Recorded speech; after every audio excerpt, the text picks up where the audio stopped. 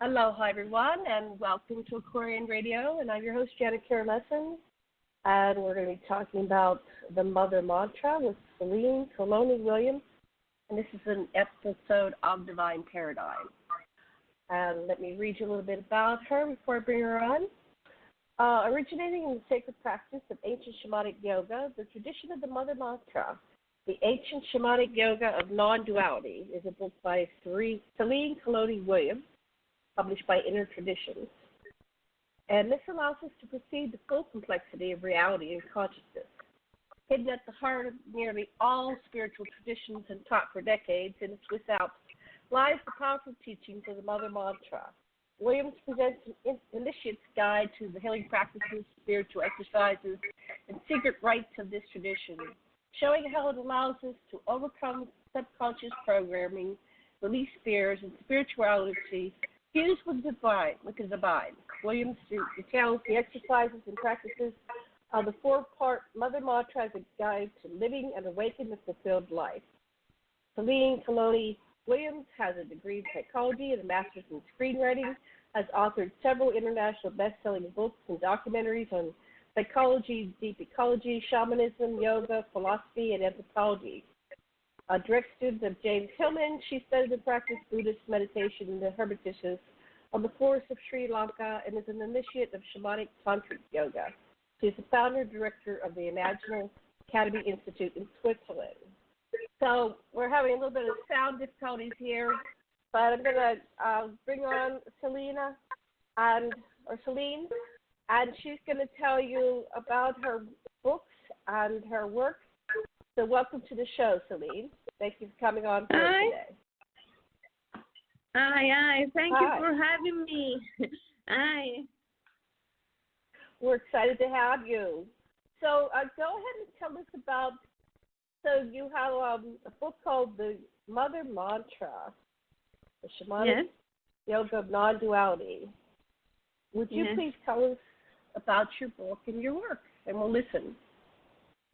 Yes, of course, with pleasure. So, Mother Mantra tradition is the teaching core of Shamanic Yoga, and Shamanic Yoga is a very ancient, primitive, animistic form of yoga, which leads to ecstasy. Ecstasy is a state of non-dual consciousness, which is a state of self-transcendence, a trance-like state,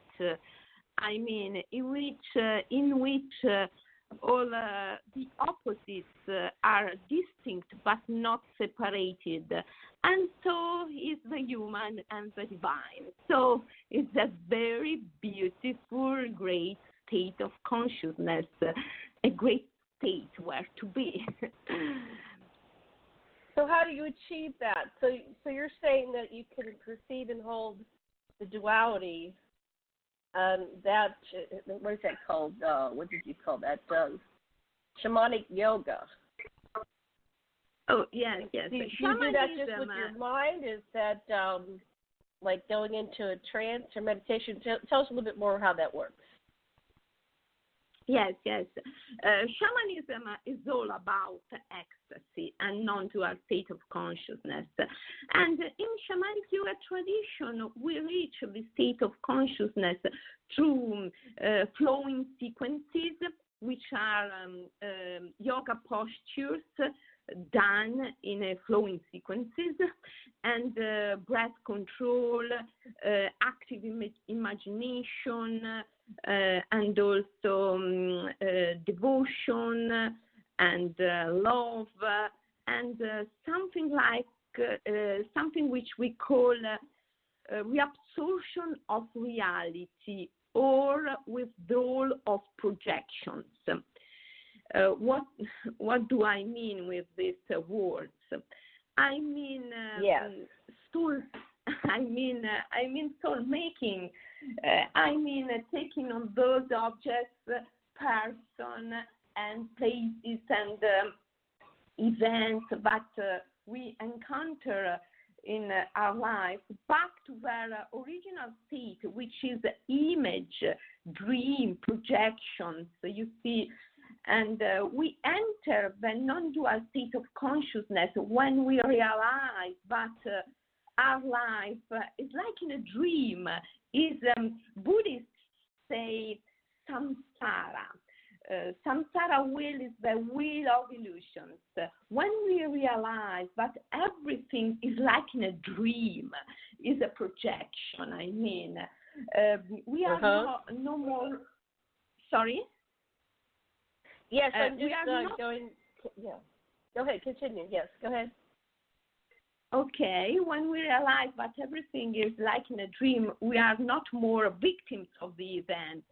And so we can trust ourselves, trust the invisible, and go beyond the fear. The secret to enter the state of ecstasy, the non-dual state of consciousness, is to go beyond fear. And in this state, we do flowing sequences, which are, as I said, asana posture, which imitate the movement and even the breath of animals. And we acquire a lot of energy and a lot of inspiration during these flowing sequences. You can see some example of flowing sequences on my website, selenecalloniwilliams.com, SELENE CalloniWilliams.com. There are a lot of examples of flowing sequences, which can be done by watching and imitating. It's very easy, I mean.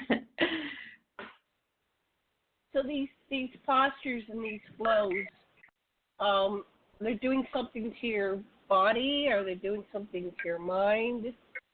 And how were they discovered? Was this something you invented, or has this been going on?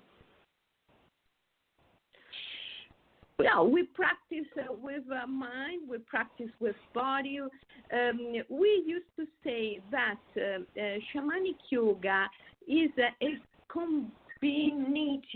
combination experience with the sun and the mother experience. The sun experience is the body and energetic experience, and the mother experience is the visionary experience.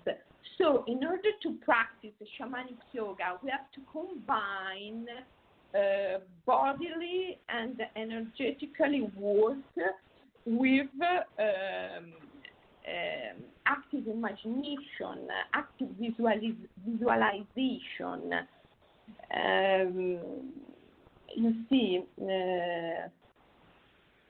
and these are a very, very ancient practice which come from primitive time, no? Because when we talk about shamanism, we talk about animism, and animism is the most ancient form of spirituality in this planet Earth.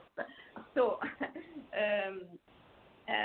these practices are transmitted, have been transmitted by a teacher to student, teacher to student in many centuries of time. I was initiated to the path of shamanic yoga more than 30 years ago when I was in Sri Lanka by my teacher, Michael Williams, who despite his English name was a Tamil, a shamanism and a yoga teacher.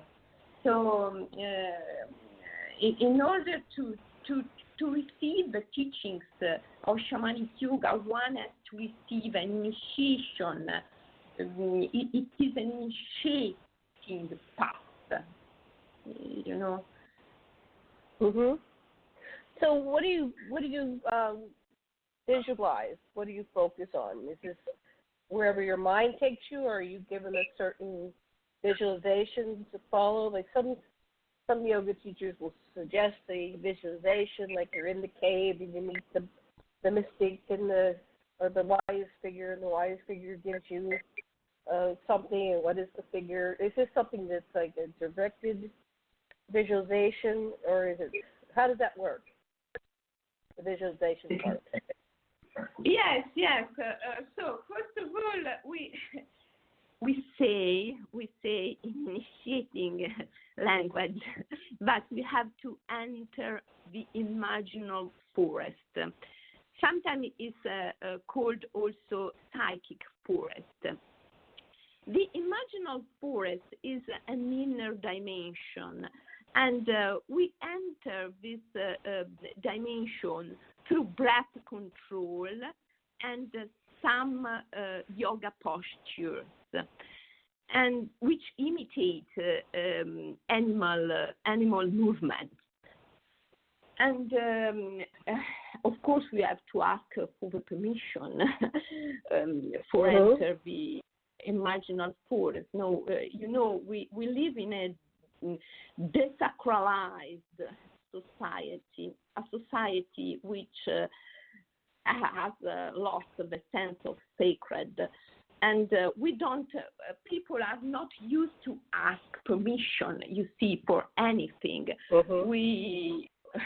We broke the atom and we don't ask permission. We frack the earth and we don't ask permission. And in shamanic yoga, we have, first of all, ask the permission. And so we ask the permission to enter the imaginal forest, and we enter it. And once we are in a visionary experience, and we are leading this experience by our guide spirit. Shamanic yoga is also about mystical marriage.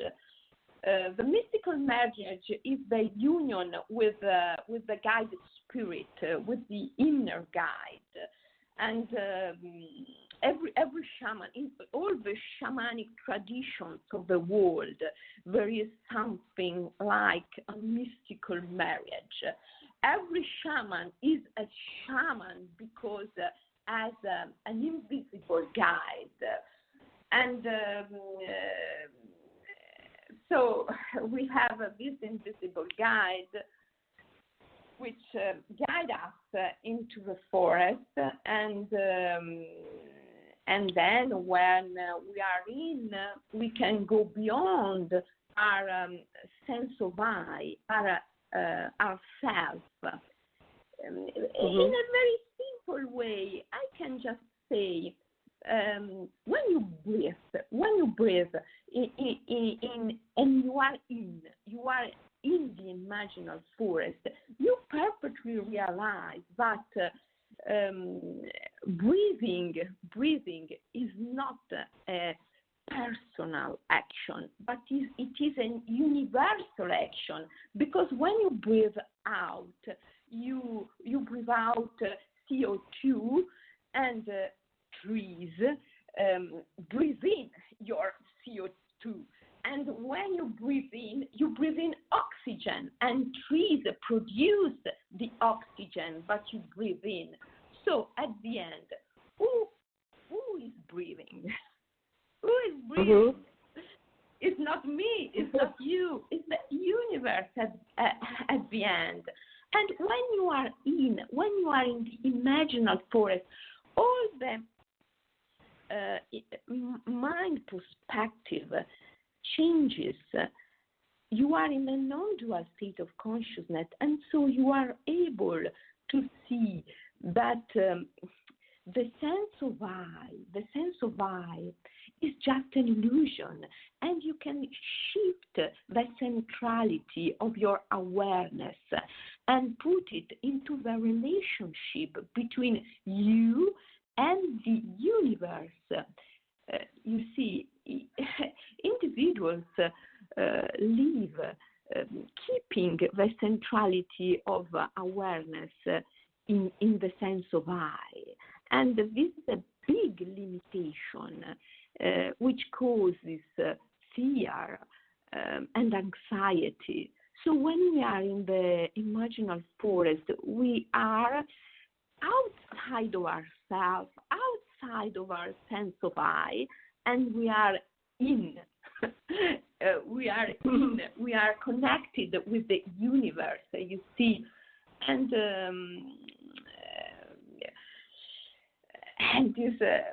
every time you see, our brain is plastic and can change.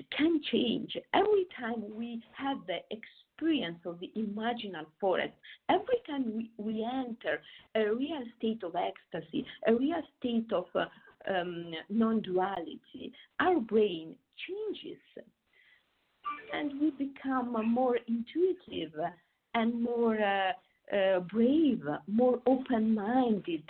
And so day by day is easier and easier entering the imaginal forest, you see. So does this work better if you actually go into nature, or can you do this practice anywhere? You can do this anywhere because the nature that I'm talking to is an inner dimension. You see, the world is in the eyes of the beholder, and so is nature, is an inner dimension. And I think our society really needs to find this inner dimension, because if we are not able to find, to recover the nature that is inside us, we will continue to destroy the nature which is outside us. You see? Yes, right, yes. Now, is this something, do some people use entheogens to do this, or is this just in your practice, like, a lot of people go to the Amazon. Right? We have any Amazon left after this week, and they, take ayahuasca and they use a shamanic journey there, actually in the Amazon, or in nature. And is this something that would be enhanced, perhaps by using some kind of entheogen, not just a drug, but entheogen, or is this something you recommend just accessing on your own? Of course, join nature, be in nature is always helpful.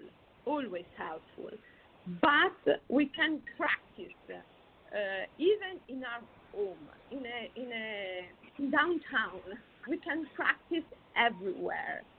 Of course, being in nature is helpful, of course. And using ayahuasca, I think that ayahuasca can help, but only once.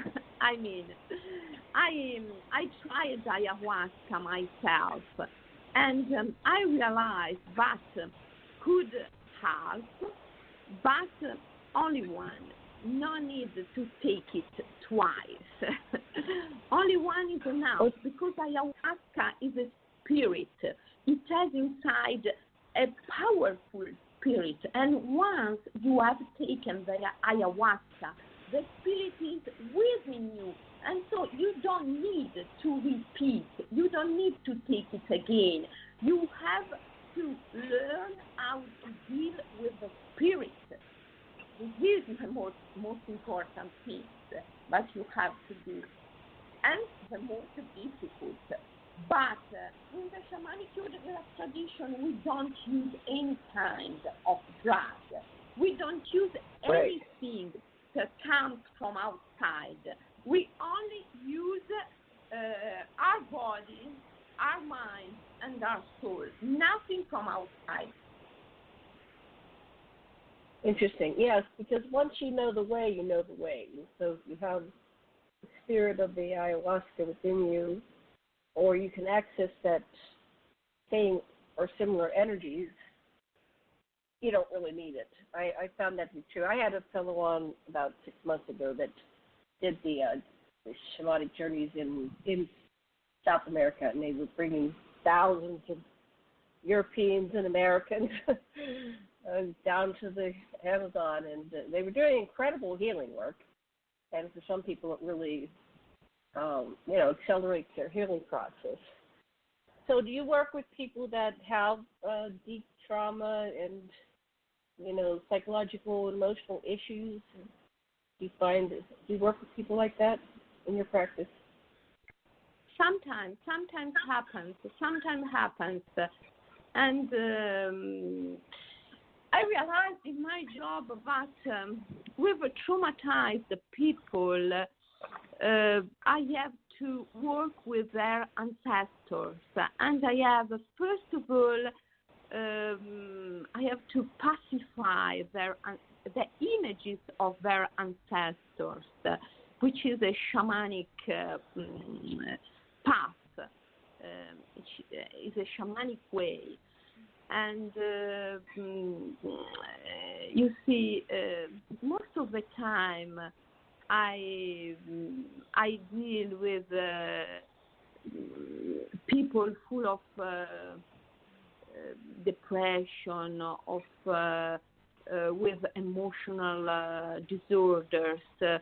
I always see perturbed ancestors on the back of these people. And so, first of all, I have to carry the person into the imaginal forest, and then I have to call the ancestors and pacify the ancestors. This is absolutely the first operation that I have to do with people with a lot of emotional troubles. So you're saying that the ancestors are adding to their emotional troubles.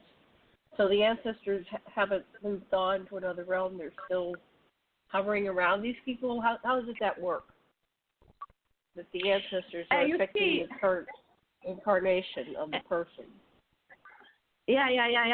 No, you see, when you are, as I said, when you are in the imaginal forest, when you are in a non-dual state of consciousness, you realize that everything exists beyond the sense of I. So ancestors are not to be seen as individuals, and they have not to be seen as someone who existed before us. Because when you are in the imaginal forest, you are beyond time and space. And actually, we exist. Our existence is beyond time and space. Time and space are just mental dimensions. And they are illusionary dimensions. So if you want to deal with ancestors, you have, first of all, enter a through dimension. Ancestors are here and now, always here and now. And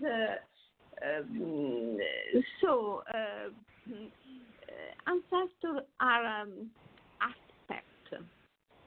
aspect of the myth, the narrative that a person plays in life. And so there are aspects. Are they like sub-personalities of the person, or are they drawn? Are these energies drawn based on the person's DNA? Yes.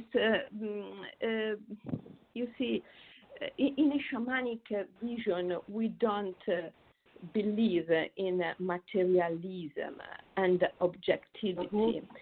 So you see, when I went in Siberia for the first time many years ago, and I met a friend of mine, a great shaman, Casimir, who is a character of my books about Siberian shamanism. which has been published in Italian, in French, in Russian, but not in English, unfortunately. Not yet, I mean.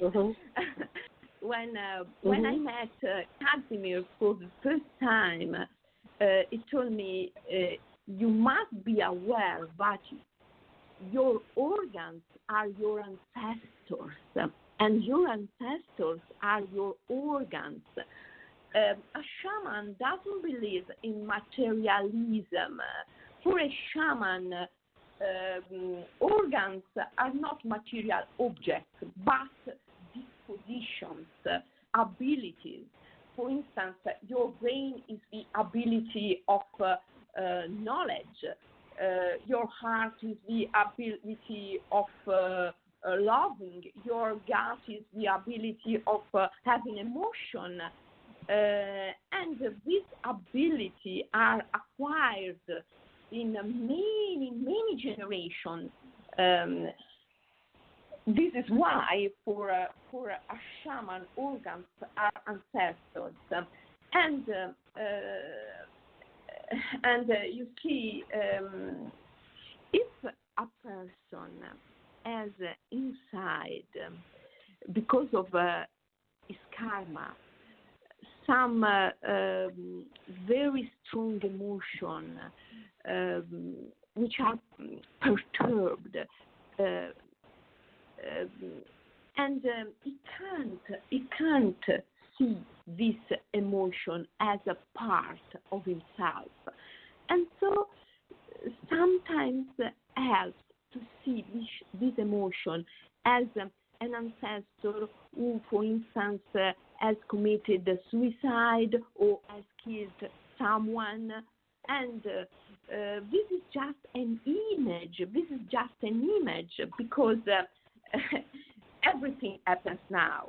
It didn't happen, but you have this image inside you, and so through pacifying this image, you can cleanse yourself, you can cleanse your soul, and so you can acquire calm and awareness. You see, I mean, ancestors are images and are ways in which one can see his own karma. Because sometimes our karma is so powerful and strong and hard, and we can't face it directly. And so we see it through other images, for instance, ancestors' images. And pacifying ancestral images is pacifying our own karma and our own lives, you see.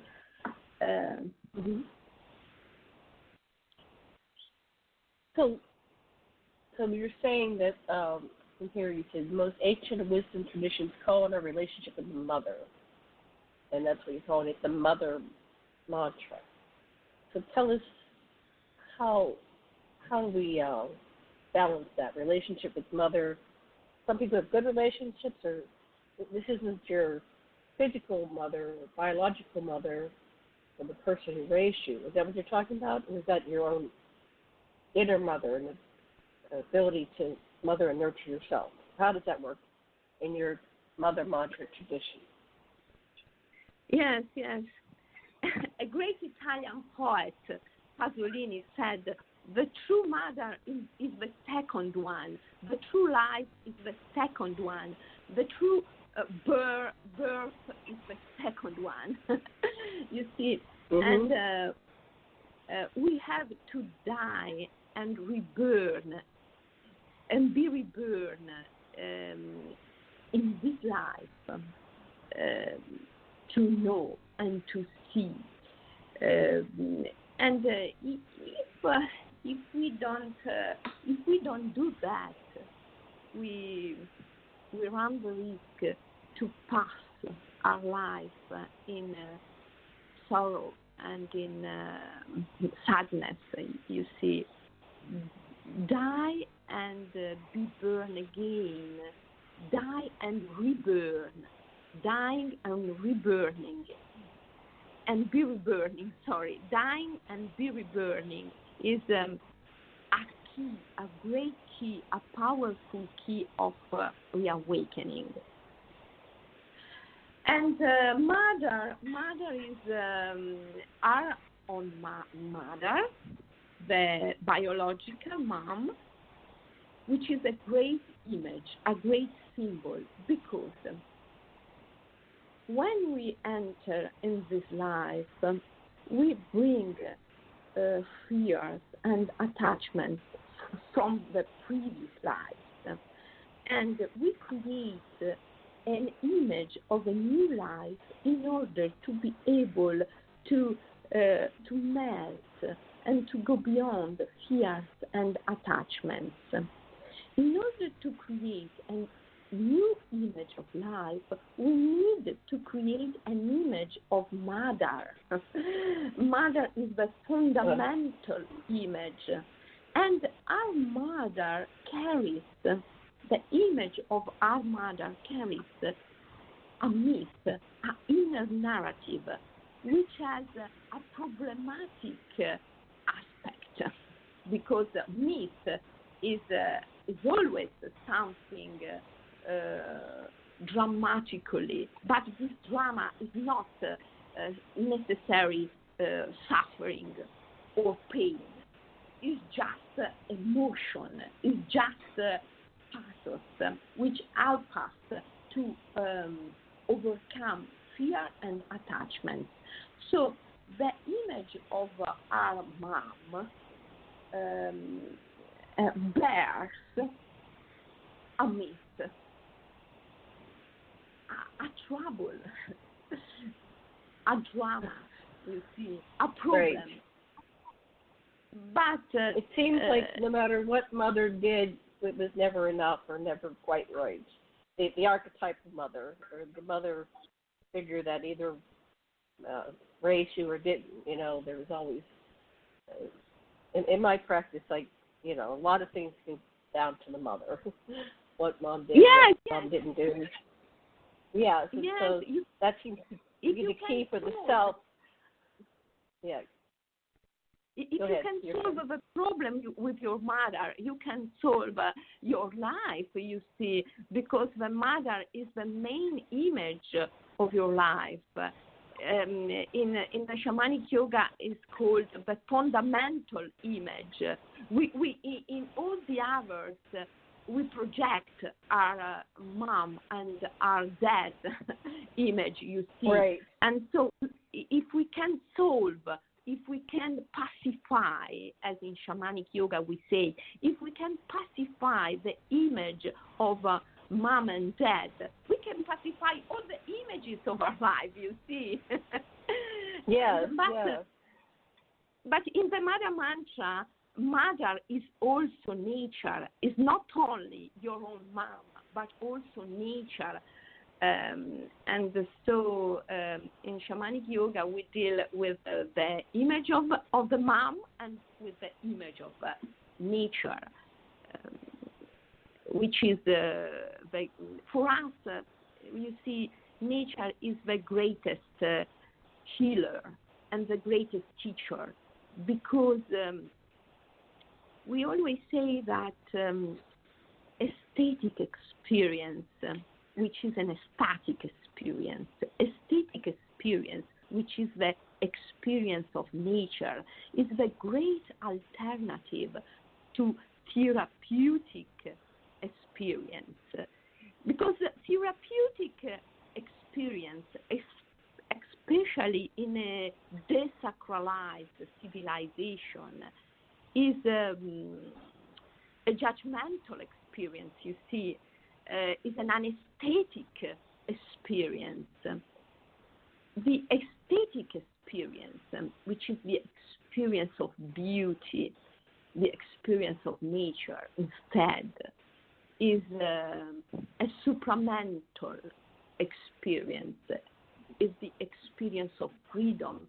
And in freedom, everything is included: health, well-being, fulfillment. Everything is included in freedom. So how do you facilitate this process with people? Do they come to you and do a retreat? Do they accomplish this just by reading your books and videos? What's the best way for someone to, go from here to there? Where they experience all the bliss and everything. I'm doing seminars. I even have a school of Shamanic Yoga in Switzerland, and many in the last 20 years, I taught Shamanic Yoga to many psychologists and counselors. And so now there are a lot of people who deal with shamanic yoga and take care of others through shamanic yoga practices. And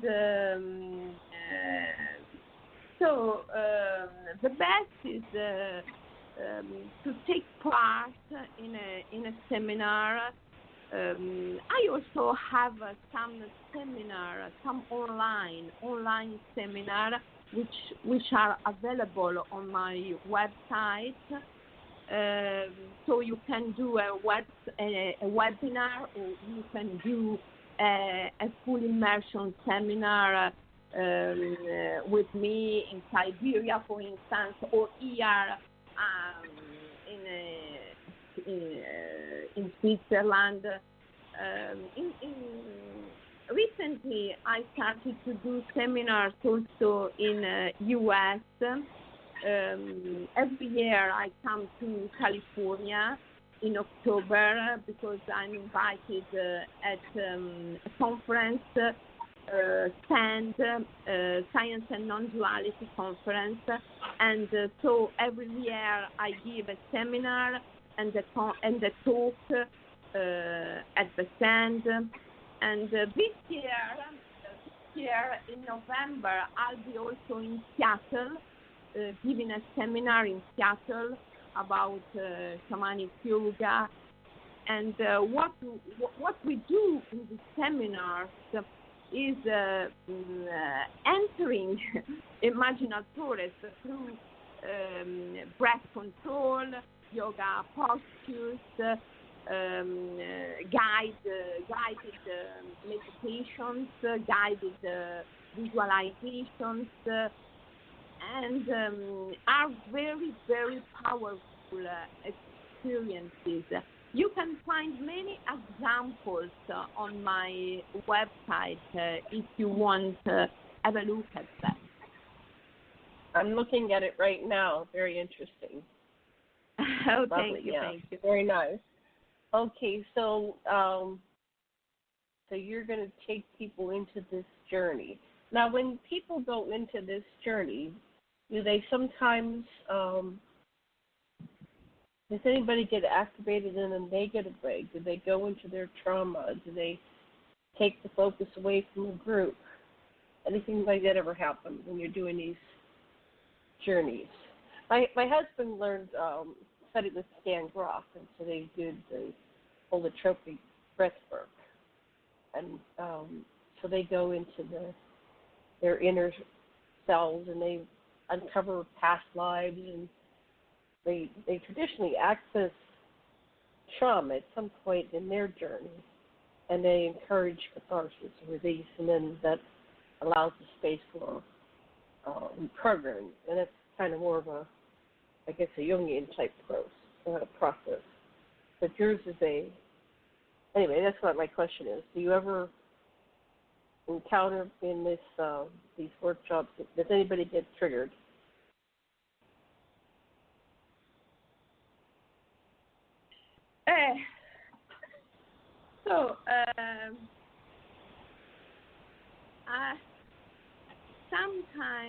Sometimes happens, and a shaman, you see, is also a storyteller, and when someone enters a really traumatic memory.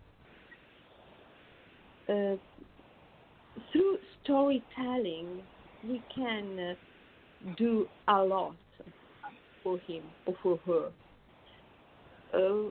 For instance, I can give you an example. Once I had a patient who was really depressed because she said that she had a very traumatic birth, and then she had a very hard, oppressive image of a mother. Her mom didn't allow her to do anything. And so she developed a neurosis, and she developed she became addicted to alcohol and some kind of drugs like marijuana, and at the end she got cancer. And when she came to me, she was really depressed, and she was operated, and her doctor said that she was healed, and she was good at that time when she came to me, but she still was really depressed, and she was full of fear that the cancer could come back. And so we entered the Imaginal forest, and suddenly and immediately, the images of her birth, her mom, all the events in which she couldn't do anything because her mom forced her to stay at home. So all the bad images of her life suddenly and immediately came through and became evident, appeared. Mm-hmm. And so I started, what I did was simply start to tell her story in a different way. You see, I said Laura, her name was Laura. You see, Laura, now you can see your warrior ancestors. You have great warrior ancestors, and because you have such a great warrior ancestors, you had a hard birth because you had to shape your soul since the beginning, and then you have very protective ancestors, you see, and because you have such protector ancestors, you had such a mom and such an illness, because if you are not in danger, how can you see that you are loved and you are protected? And also you have a powerful nomadic ancestor, you see. And I showed her nomadic ancestors, and she could see them. And so she realized that she had felt the need of going during her childhood because she has powerful nomadic ancestor, and her mom that kept her at home but didn't allow her to go was just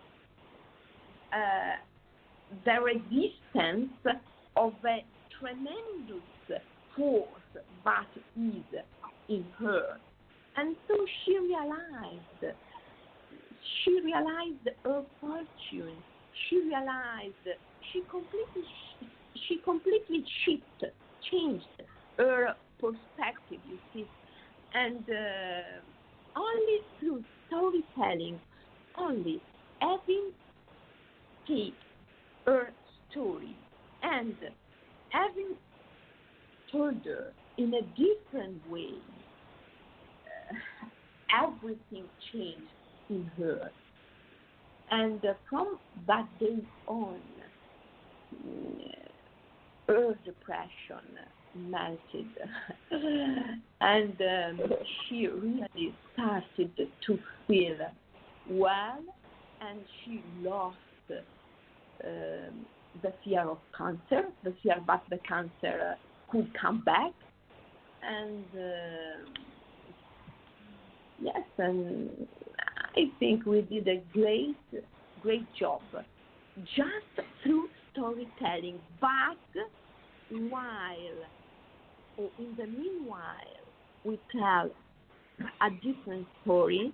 We have to be in a static, in non-dual state of consciousness. Because if you tell the story, and if you are in the ordinary state of consciousness, nothing happens, you see.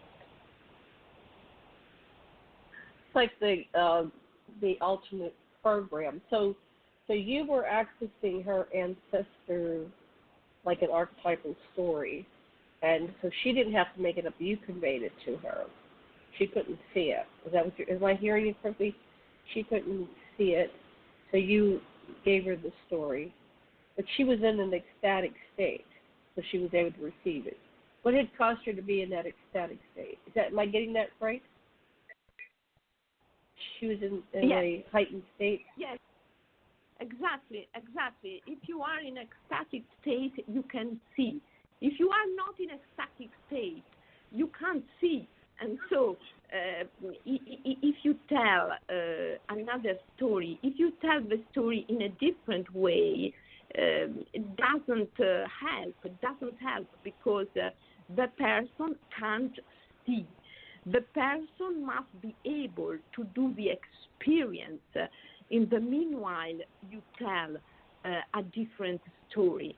And this is why she has to be in an ecstatic state of consciousness. You see, in an ordinary state of consciousness, we are prisoners of our mind. And so we are prisoners of our past.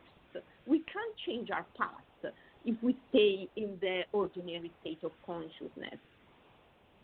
So how did she achieve that ecstatic state of consciousness? What facilitated her getting into that? Through entering the imaginal forest, I play my drum, and we repeat the mantra, the mother mantra. The repetition of the mother mantra done in particular conditions can lead you to the ecstatic state, and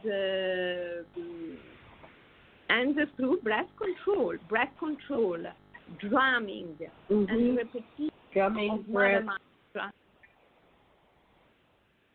Sorry? Can you speak the mantra here? Can you speak the mantra on the show? Or is it something? No. No. Okay. No, I mean, some people say like Om Namah Shivaya, you know what I mean?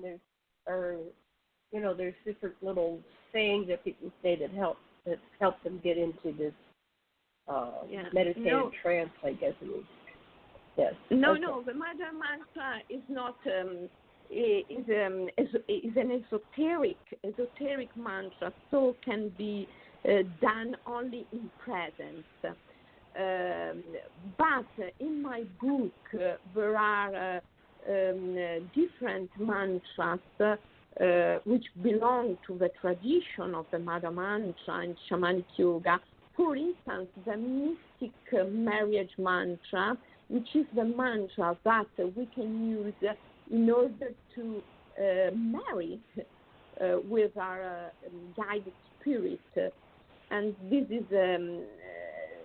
this means that we can join the state in which visible and invisible, conscious and unconscious, human and divine are distinct but not separated. The mystical marriage mantra is a very powerful mantra and is in my book. So people can read the book, find the mantra, entering the state, this wonderful state, which is the mystic marriage, and live the life in the state. You see, it's another completely different life if you live your life in a mystic marriage state. It's a completely different life because you are guided. For the ancient Greeks, this was called eudaimonia. Eudaimonia is a Greek word which means being in companion with a good guide spirit. And being in companion with a good guide, in companionship with a good guide spirit is, it gives you a completely different life. So you were in a Buddhist monastery and you practice meditation. I've had a lot of people lately that have stressed the importance of meditation. So tell us, how does that work? And we're in this Western world and everybody's so busy running around, watching computers, stuff on their computers. What does meditation do? How can you convey that to people? Yes, meditation. Yes. Meditation is another great field for me, because when I was in Sri Lanka and I met my teacher, my shamanism and yoga teacher, he not only taught me shamanic yoga, but also he took me one day in a forest hermitage, in a jungle temple, and he introduced me to a Theravada Buddhist monk, and he said to me, Selene, stay here for a few months because you need to learn meditation. I stayed in that forest hermitage or jungle temple for 6 years. And wow. Yes, and it was a really amazing and useful experience for me. And you see, I think that really meditation and beauty can save this world. Meditation is opening the inner eye. You see, we don't only have two eyes looking outside. We also have an eye looking inside. And meditation is opening the eye which is looking inside. Buddha prescribed meditation objects which are all invisible. They are breath, skeleton, organs, and death. These are the 4 meditation objects, the 4 contemplation objects, according to Theravada Buddhist meditation.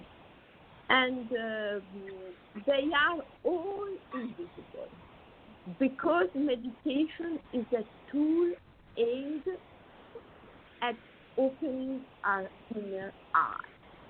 And when we have our inner eye opened, of course we are in a non-dual state of consciousness, because we can perceive visible and invisible at the same time.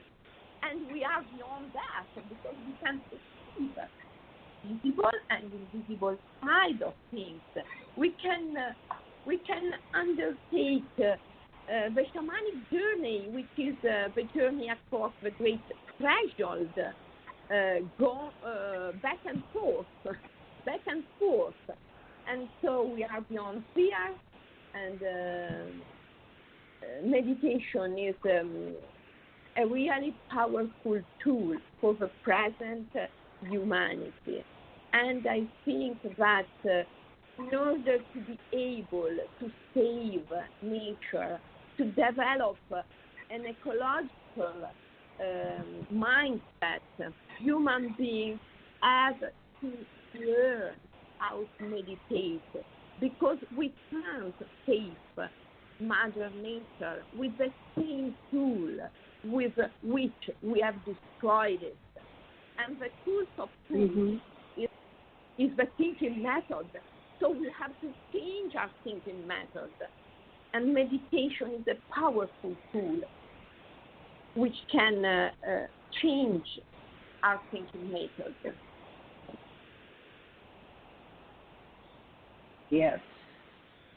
So you went back and you studied psychology, and you went and you got a graduate degree in screenwriting.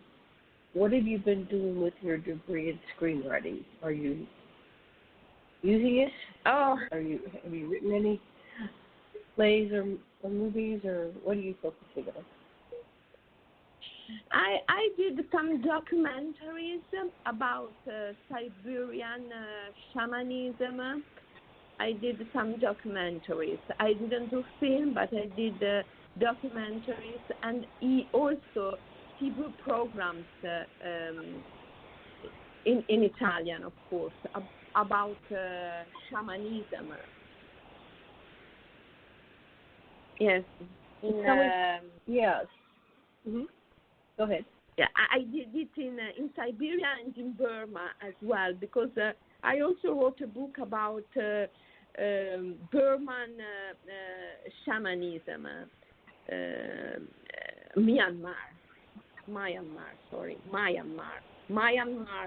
shamanism of Myanmar. I wrote a book, I think something like 15 years ago, about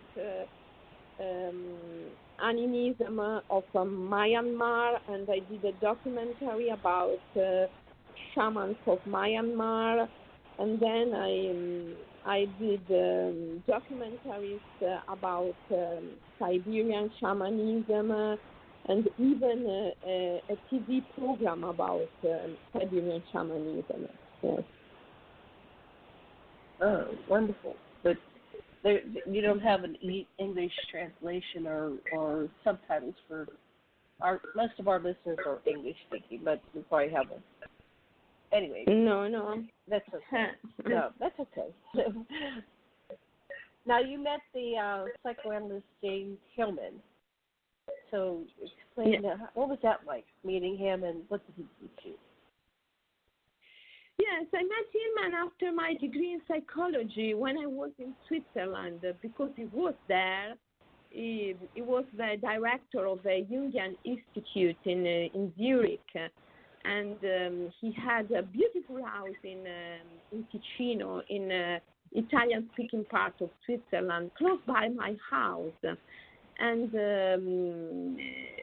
meeting Hillman was a great fortune for me, because archetypal psychology and imaginal method, archetypal psychology and imaginal method helped me a lot in building a bridge between Eastern and Western vision. You see, we are Westerners. We are Westerners, and this is undoubtable. At least for me. Yes. I'm Westerner. And Yes. so Westerners have imaginal tradition, which is a Western imaginal tradition. And so we see if we can go through our imaginal tradition, we can understand better even yoga, even Buddhism, even shamanism. And so it was really very, very important for me meeting Hillman. Excellent. Never met Hillman, but I heard about him. Okay, what else would you like to tell our listeners? What else can I tell? Be happy. Try to be happy. Yes. Because you see, try to perceive that happiness is in the small things. When I see the wind blowing into the leaves of a tree, when I perceive the sun touching my body, when I eat something, be it an apple, a carrot, and I perceive a life which gives itself to me, oh my God, I'm so grateful. I'm feeling to be so loved, and I'm so happy. And I think that if a person is attentive, is aware, is present in the very present moment, can't be sad. You see, if you are aware, you must be happy. Because awareness and happiness are two faces of the same reality. If you are aware, you can't be anything else than grateful. If you are aware, you can't be anything else than happy. So be aware to be happy, and be happy to be aware. That's very good advice. I know the listeners are going to get that. And actually, that just reminded me of my dream this morning. I woke up and I was just ecstatically happy. I don't know why. I'm in Maui. What else could I be than happy? It's a wonderful place to be. So you're in Switzerland, is that where you're calling from? That's wonderful. You're in Switzerland? Yes. So we're all the way across the planet. Sorry? No, I'm just saying we're across the planet from each other. That's why we don't have the best connection, because we're all the way across the planet. All right. Well, I'm going to wrap this up. I do appreciate you coming on. So, how can they get your book, The Mother Mantra, the Ancient Shamanic Yoga of Non-Duality? Is that available on Amazon? Yes. It's available on Amazon. Was published in the U.S. by Inner Traditions, and so they can find it on bookshops or in Amazon. I think it's available also at Barnes and Noble's bookshop. Yes. Excellent. And then once again, when will you be doing your workshop in California? When was that again?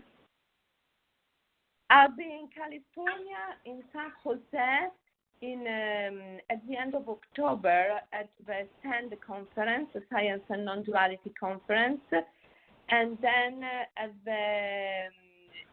the beginning of November, I'll be in Seattle to give a seminar about shamanic yoga and archetypal psychology.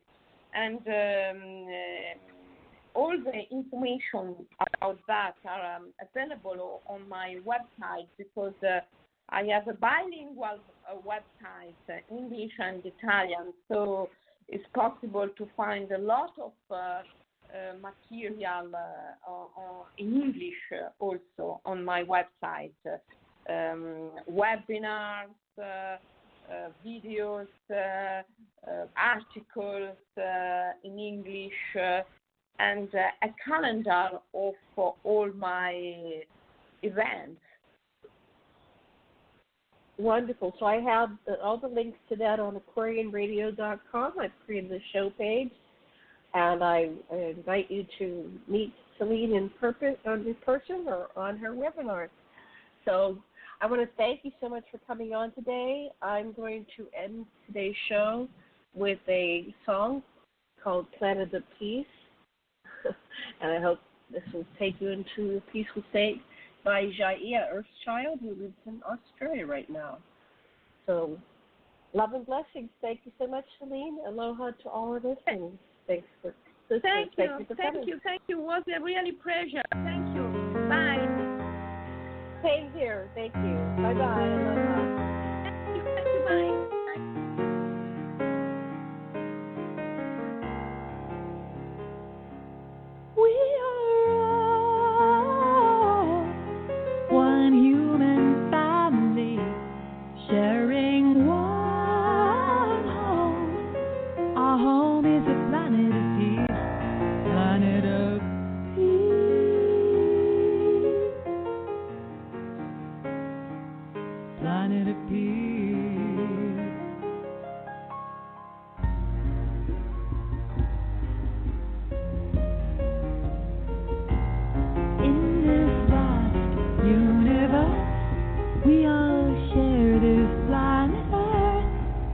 Shared the air since the dawn of time. No one takes a breath saying this one's mine.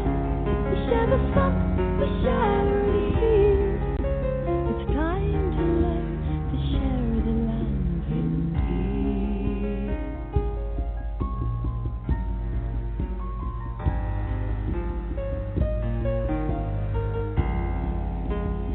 You who govern, choose to spend more on war than we can comprehend. We insist to share our wealth, food and water, homes and health, teachers, trees and medicine. Then the time of true peace can begin. We are all one human family, sharing one. Our home is a planet of peace, planet of peace,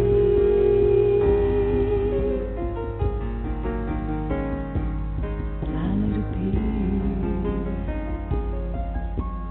You of every nation, a family to me. I feel such consternation that you suffer while I walk free. I will do all that I can to help unite this family of woman, child, and man.